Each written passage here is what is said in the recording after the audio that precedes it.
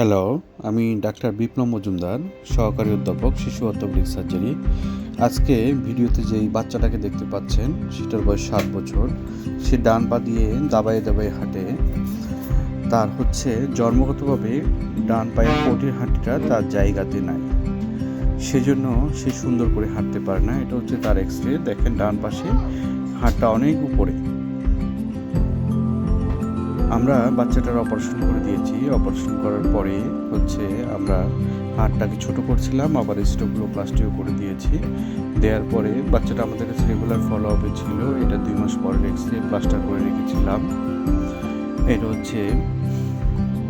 4 মাস পরের X-ray plaster খোলার পরে। এটা 6 মাস পরের এক্স-রে। সম্পূর্ণভাবে হাড় জোড়া লেগে গিয়েছে এবং জয়েন্টটাও 100% ভালো আছে।